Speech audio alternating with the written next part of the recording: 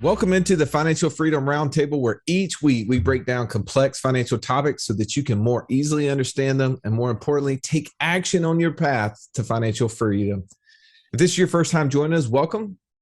Glad to have you in the room. I'm Russ Morgan. They call me the idea guy, mostly because bad internet guy, lack of follow-through guy didn't sound as cool to me. Well, but that's enough about me. Let's get to the rest of this group. I got to introduce my co-host, my partner, the Italian Stallion. He's got the license plate cover to prove it, Mr. Joey Murray. Stallion, good afternoon. Hey. Thanks for having me.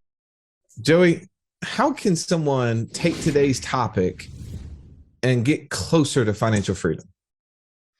Well, I don't know if that's really the question that we're talking about, but I would say that at the very baseline, this is what Wealth Without Wall Street is all about. It's about taking control for the cash flow in your life to optimize it around your journey to financial freedom. If the things that you do with cash do not get you closer to financial freedom, you should stop doing them. If the things that you're doing with cash aren't getting you closer to financial freedom, you should stop doing them. Yes. That could be a lot of things, by the way. Oh, yeah. No, that's all encompassing, right? But at the very beginning of it is, why do we do infinite banking? What is infinite banking? It's to be the most efficient with our cash and to build a legacy around that subsequently, but all in the vein of financial freedom. Okay. Getting you there as fast as possible. That was clear as mud, but thankfully I got more people to answer the question. It's not just you and me sitting around this round table. By the way, really quickly, every single time that we come into this round table, right before all the sound music, Joey, we make a comment. And we've had a lot of people ask us, what does that mean? What does belly up mean? Well, we're bellying up to the table, to the round table. That's just a redneck way of saying, let's get face to face, belly to belly, right? We're just bellying up to the table. I didn't know. That's right. If you've ever wondered why we say that as we come into this show, I just want to make sure. All right. So to my left, I got Mr. Incredible. His superpower is speed of financial freedom. And the real beauty of that speed is that it's contagious. My man, JD Hill. Say hello to your fans, JD. Hey, fans. Happy New Year, by the way. Yes. I am excited to be here, excited to start this new year off with a bang with this awesome topic. I know as we were prepping for it yesterday, Russ, without you, so you couldn't derail us. We had some really good really good discussion, and I'm excited to really get into this. This is going to be great. You guys just wanted my derailing to be fresh, because I'm going to be derailing this whole podcast. No matter what. That's right.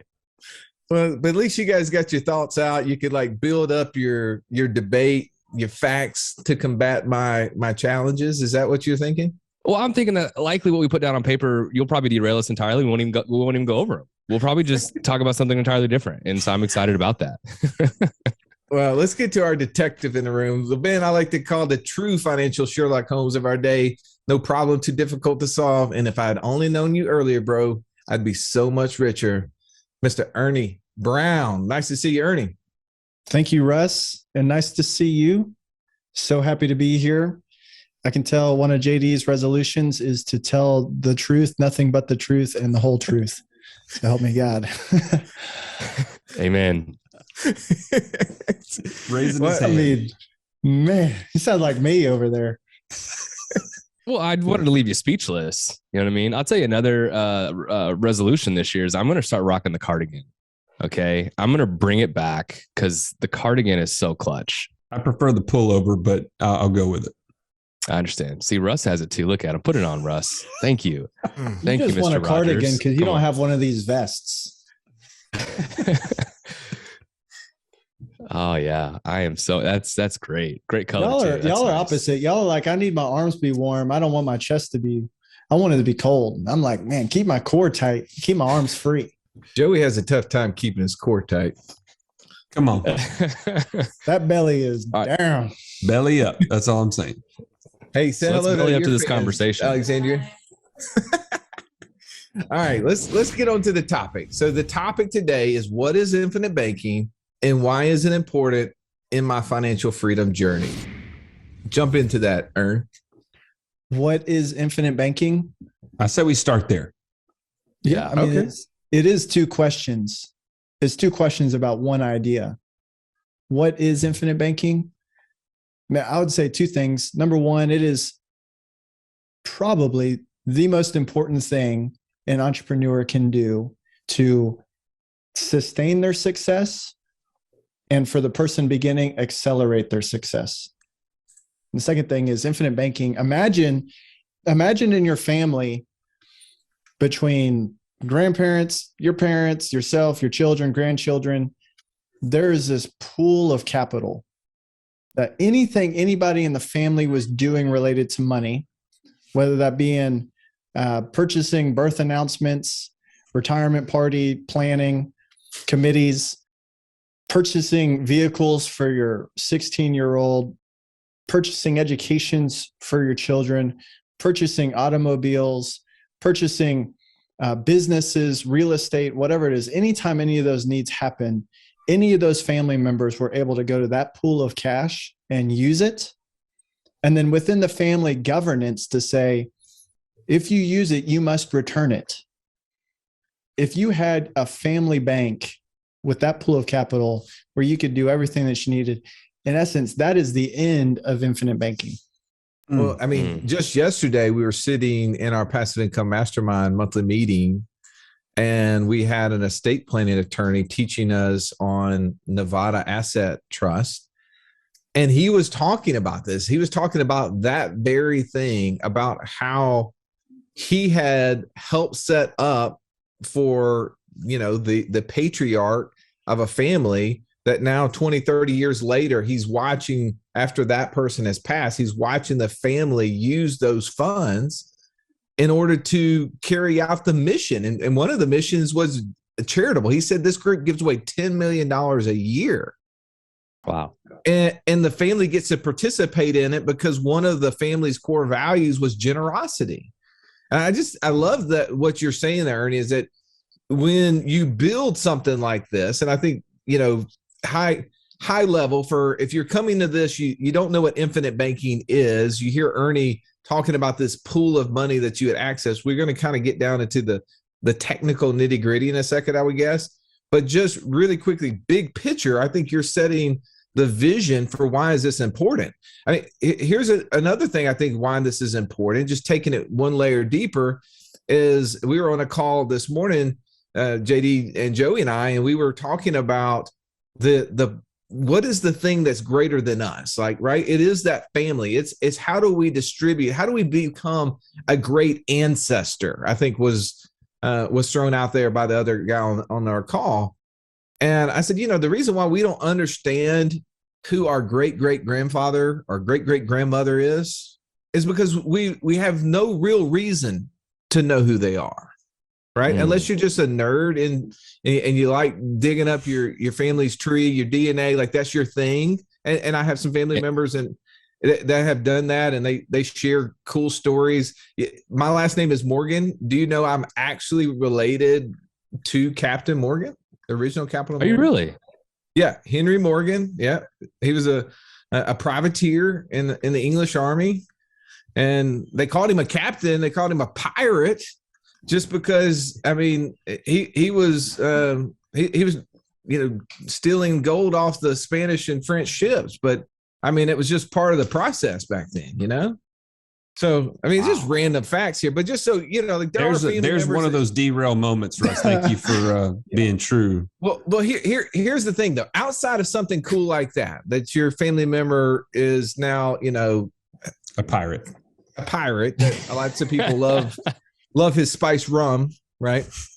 Other than that, what else would make you know who they are? Well, here's one idea, Ern, is if you got a check from that person every single month, I think you would remember that name. I think you'd probably even do a little research to figure out who they were. And if it kept coming every month of your life, I promise you would probably be able to tell us, and you'd probably give a toast to him at major events with your family. And if we could set up a system that could do that, not only for our current lives, but for the future, I think that's pretty cool. So that's a big high level thing. Well, and let me throw this in there. You set a beautiful picture, Ern, of like the freedom behind a family not ever having to go to an outside bank. Like that's the first thing I thought of. But what else would that do for you or your family to have a system like that? Like, JD, what's the first thing that comes to your mind that you say, wow, if that could be the end of what infinite banking is, what would that do for me? I mean, immediately what comes to mind is legacy, right? Which, I mean, legacy is the first thing that comes to mind. Candidly, is when you start thinking about like the power of what that is, how you start collectively pooling assets together for the benefit of the family. It's a mind shift. It's a paradigm shift, and you start to look at resource and money totally differently. And I think from a stewardship standpoint, it changes how you are as a steward of those dollars. No doubt. And so that's what immediately comes to mind for me. Ern, what about you? What you hear that, you see that vision, obviously you're the one that painted it for us. What is that family experiencing as a result of that being in place? Well, I think it's creativity. It's freedom breeding creativity. It's like someplace warm where the beer flows like wine and the women flock instinctively like the salmon of Capistrano. Something like that. I'll say it this way. I've met with it. There's a couple people that stick out that I've met with that have implemented infinite banking, gotten on that process, and for the first time are getting really excited. Not just I'm excited about doing this, but really excited about building passive income. And I think that's because they're getting capital in control. They're starting not just to get the ideas and the excitement, but starting to get themselves in a position where they could actually do something about it because they've got the resources available to them. All right, I want to address the analytical listeningness, right? Because right now, everybody that's a lot like Joey and I and are super excited. Like it's like big picture, seeing the vision. Yes, give me more, right? But everybody who's more analytical, more technical in nature, more skeptical, right? Who loves critical questions says, you guys have given me nothing so far. You said, what is infinite banking? And all I've heard is a bunch of legacy, pool of cash, Russ telling some random story about pirates and Captain Morgan. Half of it probably is inaccurate because he forgets details. So what is this thing? What specifically is infinite banking, Joey? Well, what I would say is you have to break it down to the very first step. And the very first step of creating a bank is to mimic what banks do. And it starts with, where do they put their own capital? So if I'm going to build a bank, I want to build it the same way Bank of America does, the same way Wells Fargo does. And I'm going to pool my capital in the most efficient place. It just so happens that these banking institutions, by the way, we learned this through Nelson Nash's book, Become Your Own Banker. If you don't have that, you need to go get it. Hold on, really quickly. I think it's like just real basic. What is infinite banking? First, what is infinite? Never ending, constantly growing creativity. You can't put a name on it, right? You can't sum it up. Infinite is. It's not finite. Exactly. Right. Well, but the thing about this, I think infinite means there's no idea that we will share today that will put it in a box. The second part of that is banking. Now, yes, we all know in some context what banking is. We all have a bank account. Most of us have gone to a bank and taken loans, right? Or when you started to go down the road of, okay, but what I'm looking at is more basic, is this is about banks. That's half true, but not fully true. Now, express your idea. I just want to frame it in those two lines. Well, the thing I was getting at is if you want the final institution, that Ernie so eloquently kind of put out there is the freedom that owning and operating a family bank would create. You have to act like a bank. And so that way I'm going to put my money where they put their money. And you can go check this out on any FDIC.gov, look up your own bank and see what they put into cash value life insurance. They put billions of dollars into cash value life insurance. Why? It's because it gives them all of the benefits, the safety, and the freedom to use it as they want, but it gives them the ability for that money to continue to grow and to do multiple jobs at one time. So I'm holding to the fact that that's where I'm going to park my dollars to be as efficient as possible before I put it to work. I'm pushing back on it. I'm listening to this for the first time. I don't know what the crap you're talking about. And all of a sudden you throw in cash value life insurance. That's disconnected for me. I don't understand why we're talking about banking and now you're talking about cash value life insurance. JD, please, I'm giving Joey a phone a friend. Please help connect the dots. So Russ, when you deposit money in the bank, does the bank give you interest on that money? Sometimes. Likely not, right? They're not going to give you interest on that money. So the only way for you to make that money work for you is you have to do what with that cash? I have to put it somewhere that would create some sort of income. That's right. So cash is very expensive, right? Fundamentally, we agree that cash is very expensive. And the only way for me to earn some sort of a rate of return on that money is for me to take it out of the bank and put it into somewhere else to earn some sort of an interest rate or rate of return, right? Okay. All right. Okay. What infinite banking allows us to do is to essentially remove the bank and have my money now growing uninterrupted forever while I'm also investing it in other assets. If you've listened to our show for any length of time, you've heard us talk about infinite banking and how we are able to use that concept to create over $50,000 a month in passive income. But it's just not that easy to figure out how does this all connect into my own personal system. Stallion, that's why we created the passive income operating system, bro. It shows you how to turn active income into passive income. It makes all the steps come together. If you would like to get access to it as a podcast listener, we've never given this away in public before. Go to whatwhatwallstreet.com/PIOS. There was nothing worse than walking into class when you're in school and the teacher saying, pop quiz day. Why? Because you were unprepared. Are you unprepared though for financial freedom? Don't be. Find out how close you are by taking our 30-second quiz at wealthwithoutwallstreet.com/quiz. Okay, so as you're explaining this, I'm just trying to listen from someone who's never heard this as ears. Yeah. I think we all relate to, we have money coming into a checking account and you just told me cash is dumb. Cash is expensive. Yes. And we're going to spend a decent amount of that cash, but with what's left over, I got to do something with it. And now you're introducing something new there. That's right. Yeah, because at the end of the day, people have two choices. I either save the money in a bank or I invest the money, right, after I consume it. Most people are going to invest because they want to get a rate of return, right? And what they give up with that, though, is they give up generally liquidity and safety. So the reason why we would put money in the bank is because we get liquidity and safety, but what we give up is rate of return. So the friction there is where I want safety and liquidity, I don't get rate of return, and where I want rate of return, I don't get safety and liquidity. So people have money split up or separated in between these two different places. They'll put a little bit of their money in the bank because they know it makes sense to have an emergency fund and have access to cash. And then they put the rest of their dollars into an investment. Right? That's the normal flow of capital, generally speaking, for most Americans. Is that fair? Sure. Yep.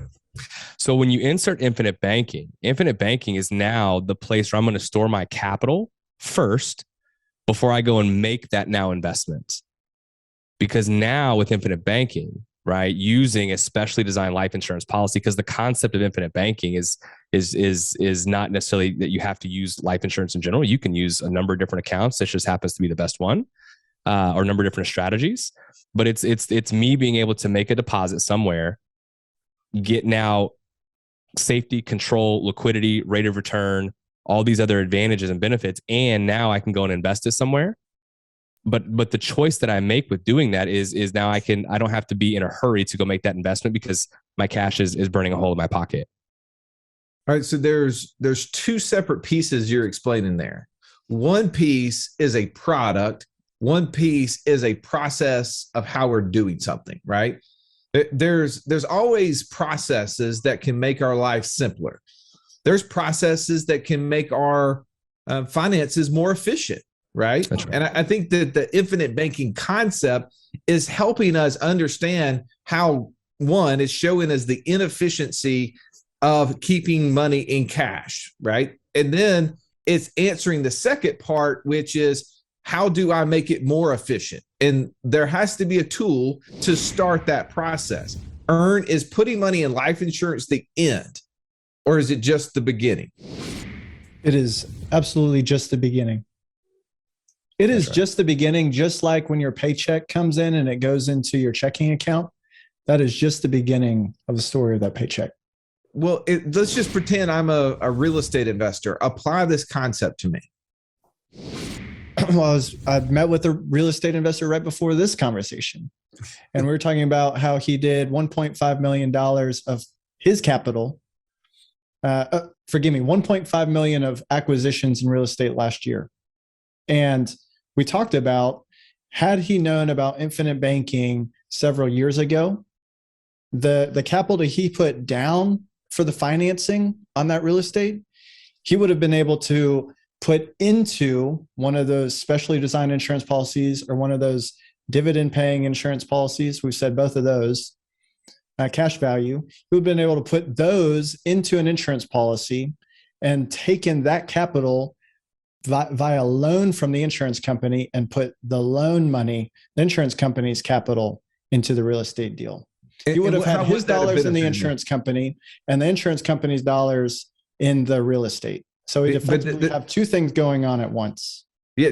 Explain to me, Joey, why that's better. Like, what's the so what to what Ernie just said there? How does that make my situation better?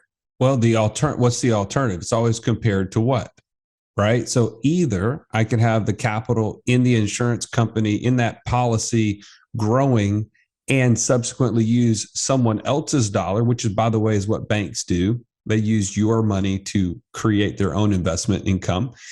And so you can either do that with the insurance policy, put your money in and use the insurance company's money to invest. So you get both growth at the same time, or you can use cash. And what you have to do is you put that money from your cash account into the investment, and you've subsequently given up any gains that cash account would have produced.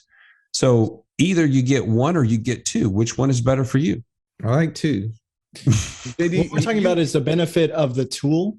That's what life insurance gives you, and right. why it's the efficiency. It is such a crucial part. What JD said, it's the best tool for infinite banking. That's the tool. We're talking about the other part, which is the behavior of how cash flows, because from somewhere you have to make an investment, and then the cash flow that the investment make has to come back somewhere.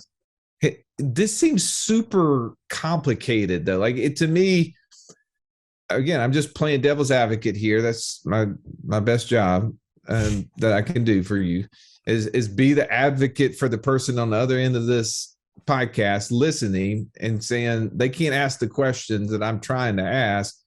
This seems complicated, JD. Like, wouldn't it just be simpler if I just put cash in my checking account, and sure, I don't get the interest that Joey and Ernie just explained to me that I would have got here, but I don't have to deal with loans and cash value life insurance and blah, blah, blah, all the junk that comes with that.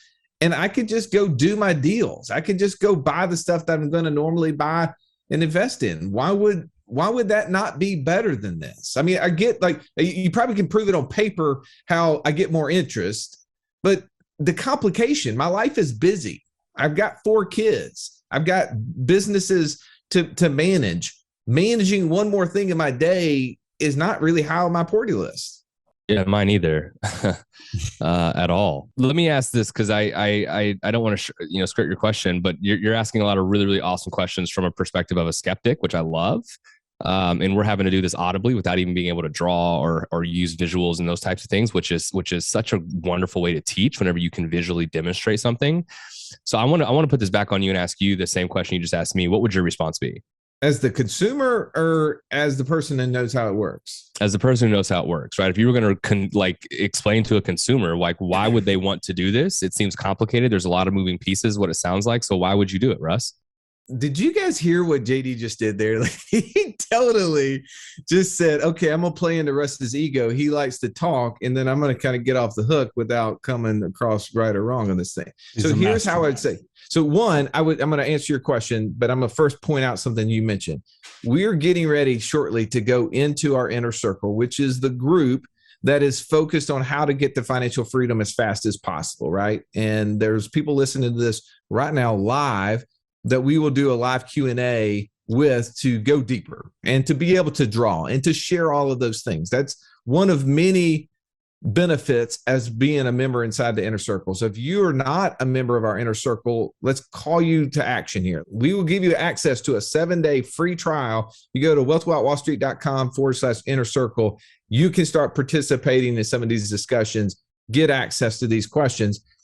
So now to answer your question, how would I say it? Well, here's one thing.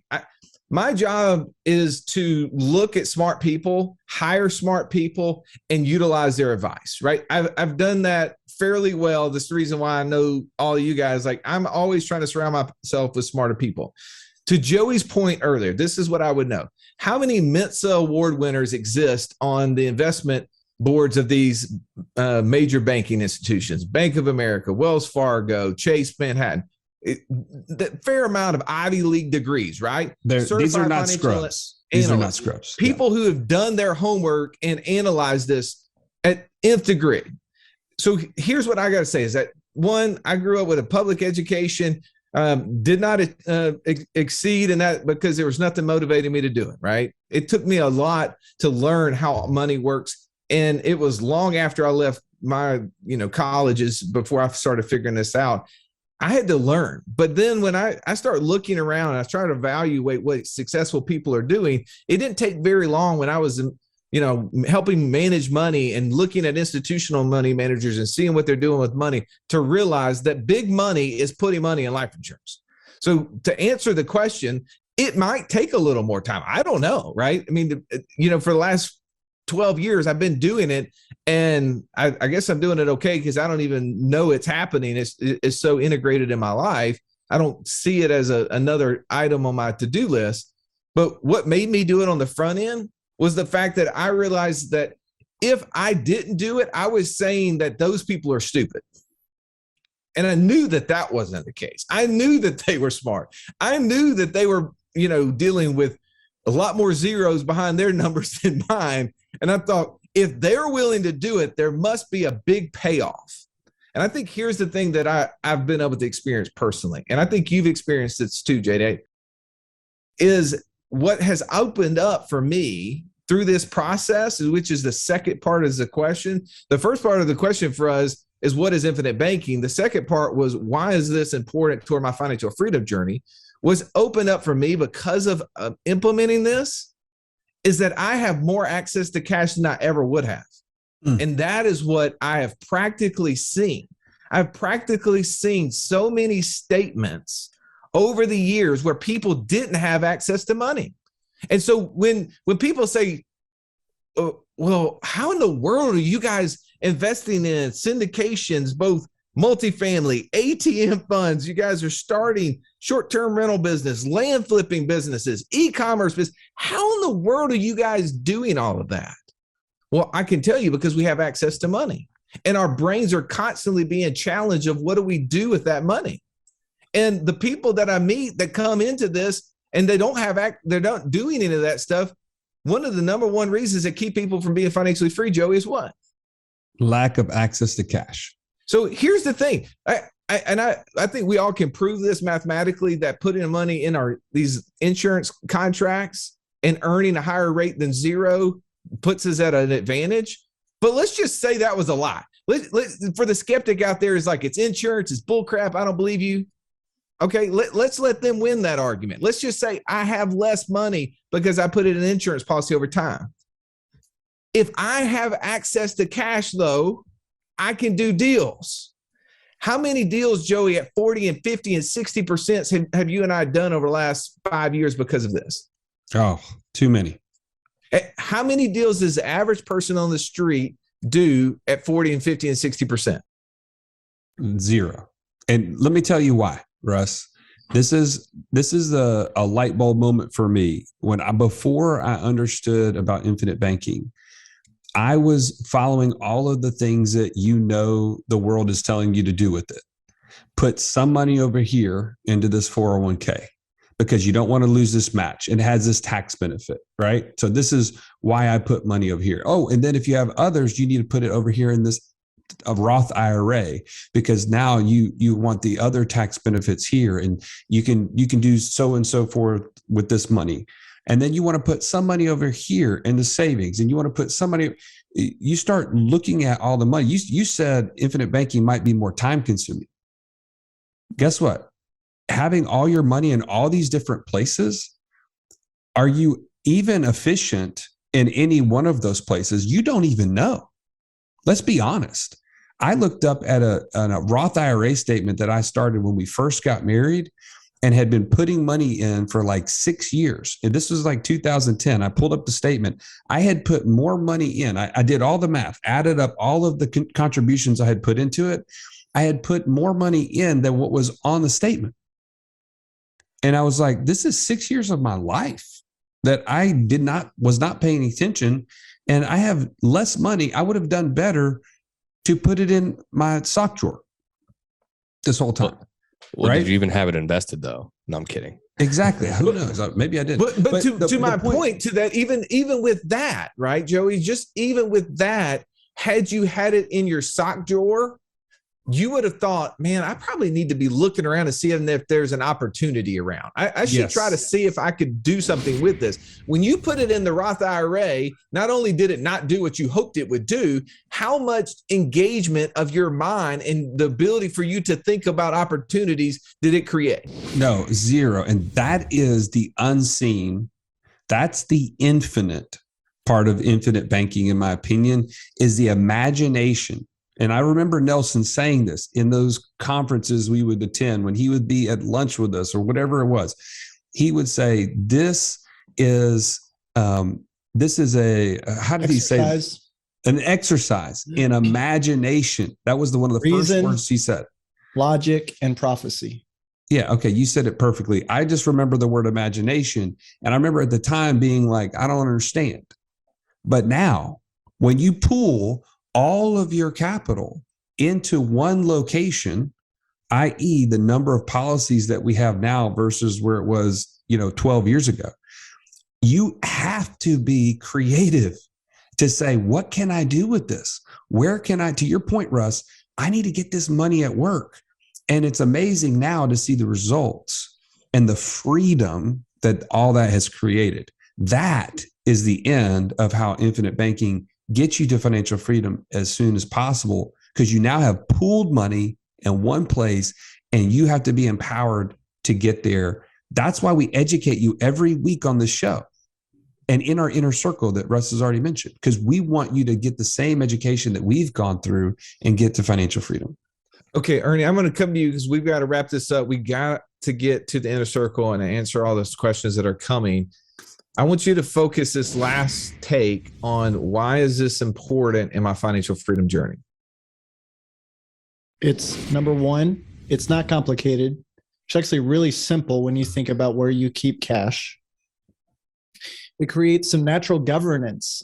It creates the incentives for you to not steal from yourself. If you're going to play the role of the banker in your business, then you're going to steward that capital that much harder. It's got all sorts of benefits. We didn't even talk about the fact that if you did create a massive pool of capital, do you think that there would be other people interested in getting that? The first labor saving device, theft, stealing. You think if you got that, people would want to come and get it? This helps protect. So it's got all this simplicity, all this natural governance. It opens your mind to see things that were underneath your nose the entire time and gives you the resources to act on them. I mean, it's all the things that we've already talked about. It's all the unseen benefits that you don't realize until you are doing it. I tell people all the time that are starting this, that a lot of this that we're talking about is all conceptual. You're going to need to get some experience on this, and these things will bear out to be true. And we've seen that in Nelson Nash's life and in his family. We're seeing it in our lives. And now we're seeing, by the way, I think we're in our 5th year of this podcast. I mean, props to you guys. How many of our people have come back and shared their stories of what they've been able to create? So it's bearing out in their lives. Joey, focus on why is this important in my financial freedom journey as you have your last take. I cannot give enough credence to the fact of the creativity it creates, the freedom that has shifted when you start saying, instead of thinking about putting money away into something that you could one day touch versus I touch it today. Infinite banking gives me access to capital, and it has just catapulted my brain to think passive income today. Why would I put this off? Why would I put off being able to be present with my family at each of these major milestones that they're going through, right? This is the time that I don't want to give up, that I can't give up. And so, man, if I didn't have infinite banking, it would not even be a choice. It wouldn't be an option. And so anyways, getting to financial freedom as fast as possible has all surrounded access to cash, which has created, again, numerous opportunities for passive income and freedom. JD, what's your last take as it relates to why is this important to my financial freedom journey? I'll speak just from personal experience. This has been, without a doubt, what has given me a massive level of focus and helped me to connect the dots between where I was, right, in terms of not having any passive income, to where I want to be, and now having other forms and streams of passive income. So this has been an absolute catalyst for me personally, and so I just it's been foundational. Like without having IBC, would I have still created passive income and done the things that I've done? Absolutely. Yeah, but I wouldn't have done it as fast. It would have taken me a lot longer because I wouldn't have had access to the capital. When did you start really focusing on creating passive income? Man, candidly, really focusing on it was whenever I actually joined Wealth Without Wall Street. Like being so I'm challenging. This is what my gift is. If Joey, you and I were not focused on building passive income, would there be a Wealth Without Wall Street? Yeah, there would be. We would have just started with infinite banking because it was the foundation. It was before we knew that passive income was even important. Would we have hired and needed other people to help us and been introduced to JD had we not been focused on passive income? No. Passive income is what created the opportunity for us to try to find other amazing people out there in the world to help us. I think to help you, to be frank, like Joey and I really stink at details and are not great technically with some of this stuff. And Ernie, Mark, and JD, you guys by far get this stuff way better than we do and communicate it way better than we do. So I'm challenging you, JD, that you wouldn't have gotten to passive income because we wouldn't have been talking about these things had it not been because of IBC. IBC was what led us to passive income.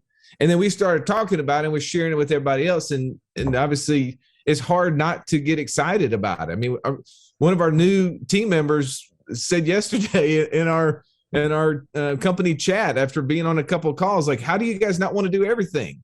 This is so exciting. And well, why is she so excited? Because she's hearing ideas she never even thought about before. And those ideas are only given fruit because we have access to dollars to make it happen. That's why this is so important to our financial freedom journey, is it actually jumpstarts it. It creates it. It pours gasoline on the fire so that I get there faster. I can use many more metaphors and analogies, but that is so important for us to understand. And I'll tell you, Go ahead. To add to that point, I would not be saving the amount of money that I'm saving now if it wasn't for IBC. Like I just wouldn't. Like I wouldn't be saving the amount of capital that I'm saving now if it wasn't for IBC. I'm a far better saver and a far better steward because of IBC. It forces you to. There's just, as you said earlier, Ern, there's this governance that creates opportunity. I know Mark has a saying that says, that nobody ever has said, I wish I would have saved less money. I sure wish I just wouldn't have saved that money, right? Like we're all excited about that opportunity, but this provides the means that gets us to closer the end, because Wealth Without Wall Street provides and helps us break free of that mindset, the bondage that we have to keep trading time for money. And what unlocks that door is what Joey said earlier, is access to cash. That's why today's topic is so vital. It's why we want to call you into the inner circle. We want to call you into the community. We want to, if you just need 15 minutes of one of these guys' time, let's give you the opportunity to do that. Go to wealthwithoutwallstreet.com/free call and ask specific questions. Ernie, JD, Mark, any of our coaches are glad to talk to you about that. But we got to go. It was long. It was good. Gentlemen, thank you. As always, thank you for listening to this. If you haven't already reviewed the show, please do hit the subscribe button. Get notified every single week as we drop 2 of these podcasts into your favorite podcast app. We'll see you on the next episode. This has been the Wealth Without Wall Street podcast. Don't forget to subscribe to the show to break free of the Wall Street mindset and begin building wealth on your own terms in places you understand so that your wealth will never run dry. See you next episode.